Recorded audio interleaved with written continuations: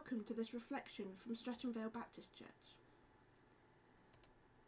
How do you handle disasters? How do you respond when you are running on empty? Unless you are a superhero, I imagine that we all know what that feels like. That moment when you've given all that you think you can give and it is still not enough. You've come to the end of your abilities, your strength is exhausted, and you feel like giving up. How do you respond in these situations? In our passages for today, we see the way that two characters manage their difficult circumstances. We see the obedient faith of Elijah and the brave courage of the widow at Zarephath. Let's read in 1 Kings 17, starting at verse 1. Now Elijah the Tishbite from Tishbe in Gilead said to Ahab, "As the Lord, the God of Israel lives, whom I serve, there will be neither dew nor rain in the next few years except at my word." Then the word of the Lord came to Elijah, "Leave here, turn eastward and hide in the Kerith ravine east of Jordan. You will drink from the brook, and I have instructed the ravens to supply you with food there." So he did what the Lord had told him. He went to the Kerith ravine east of the Jordan and stayed there. The ravens brought him bread and meat in the morning and bread and meat in the evening, and he drank from the brook. So Elijah was a prophet in Israel from roughly about 870 BC to 850 BC, during the time that Ahab was king and Jezebel queen over Israel. Ahab was a pretty wicked man on his own, but he was also egged on by his wife Jezebel to do even more evil. We are told in 1 Kings 16 that Ahab did more evil in the eyes of the Lord than any of those before him.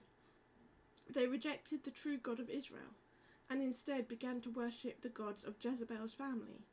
They set up an altar and temple to worship Baal, and they erected an Ashtoreth pole. God used Elijah to speak against Ahab. Now, Baal was believed to be a god who controlled weather and fertility. Therefore, they believed that if they needed rain, they would pray to Baal, who would make it rain. And yet God used Elijah to prove that to Ahab that God is in control of everything, including the weather. Elijah told Ahab, "As the Lord, the God of Israel lives, whom I serve, there will be neither dew nor rain in the next few years except at my word." And as you can imagine, this angers Ahab. So God then instructs Elijah to hide in the Kerith ravine to avoid Ahab's wrath, where God provided for him with a brook to drink from and food delivered by ravens who brought him bread and meat twice a day. So in the life of Elijah, we see God providing the help that is needed in times of difficulty. When Elijah's life was in danger from Ahab's wrath, God guided him to a safe place in the Kerith ravine, and once there, God provided him with food to sustain him. When Elijah was in danger from the threats from Ahab, he put his trust in the God of angel armies. When he was instructed to flee to the Kerith ravine, Elijah trusted in the Alpha and Omega to guide him to the right place. And when he was in a place where he could not find food, Elijah trusted in the Creator of the world to provide him with food. And Elijah's faith was not disappointed. God protected Elijah from Ahab, he guided Elijah to a safe place to hide, and he provided food. When we are in difficult circumstances, we need to trust in God to get us through. And it can be helpful if we consider the different names and characteristics of God to help us see how he can help us. So if you are struggling to know what is the best thing to do, perhaps remembering God as the Spirit of wisdom would help you to return to him and ask for his knowledge and wisdom in a situation. Or if you're struggling with your finances, remember that God's treasury is vast and he is generous and loves to provide what is needed to his children. It does not mean that God will give you a winning lottery card, but it reminds you to trust in God and his care for you. remembering who God is and how much he cares is really important for helping us to rely on him in difficult situations. Who do you turn to in desperate situations? So let's continue with the story of Elijah. And let's continue with reading from chapter 7 of 1 Kings 17. Verse 7 of 1 Kings 17. Sometime later, the brook dried up because there had been no rain in the land. Then the word of the Lord came to him, "Go at once to Zarephath in the region of Sidon and stay there. I have instructed a widow there to supply you with food." So he went to Zarephath. When he came to the town gate, a widow was there gathering sticks. He called to her and asked, "Would you bring me a little water in a jar so I may have a drink?"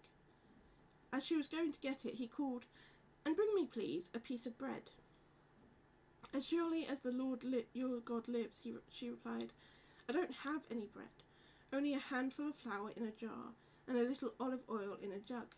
I am gathering a few sticks to take home and make a meal for myself and my son, that we may eat it and die." Elijah said to her, "Don't be afraid. Go home and do as you have said. But first make a small loaf of bread for me from what you have and bring it to me. And then make something for yourself and your son. For this is what the Lord, the God of Israel, says. The jar of flour will not be used up, and the jug of oil will not run dry until the day the Lord sends rain on the land." She went away and did as Elijah had told her. So there was food every day for Elijah and for the woman and her family. For the jar of flour was not used up, and the jug of oil did not run dry, in keeping with the word of the Lord spoken by Elijah. So the other person in this part of Elijah's story who was in desperate need was a widow in a place called Zarephath. And she was a widow during a period of time in which women were disempowered, unable to work and sustain for themselves effectively. Laws at this time would have called for the care of the disadvantaged, such as widows, but as often happens in times of crisis, people often focus on caring for their own needs, and so the situations of the disadvantaged become even more desperate. I imagine this woman had done all she could to scrape together enough to keep her son and herself alive, but now she had come to the end of her abilities. She was running on empty, quite literally, with nothing in the house to feed her family. We are told that she was going to prepare one final meal and then give up and allow death to come for them. She had reached the end of herself and had no hope left. She was resigned to the reality of encroaching death. And into this situation Elijah comes, and he asks the woman, "Would you bring me a little water in a jar so I may have a drink?" A reasonable request, especially since he had come from the place experiencing drought, and so the widow turns to find some water. But then he calls out to ask, and bring me please a piece of bread." I like the Message translation of that, which says, "And while you're at it, would you bring me something to eat?" Elijah's request might seem simple, but to a woman who has nothing and is expecting and preparing to die from starvation, I can imagine this would have been the last straw for this woman. She was willing to show kindness and get the man a drink, but now he asks for food when she has none. When I picture the woman's response, I imagine she is a bit hysterical by this point.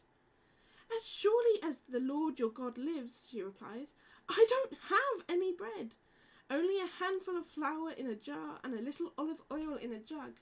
I am gathering a few sticks to take home and make a meal for myself and my son, so that we may eat it and die." When we are in difficult circumstances and are running on empty, we can be quick to get agitated, angry, or snappy with others when they ask for even more than we have already given.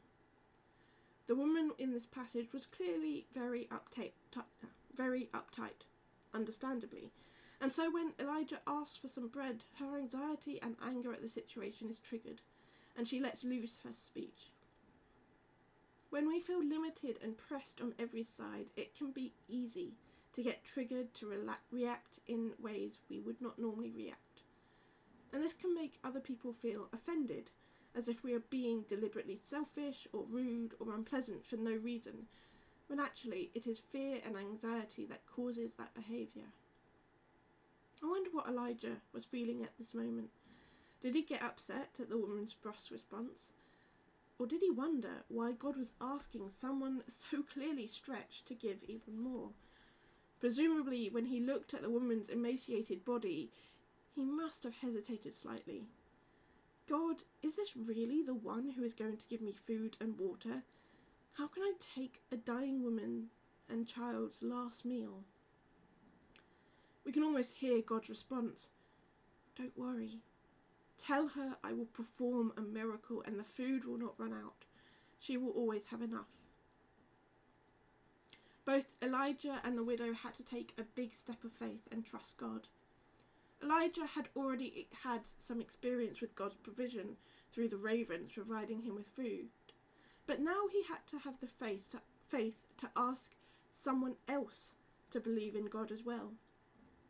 Sometimes it is harder to have faith to ask others to believe than it is to believe for ourselves.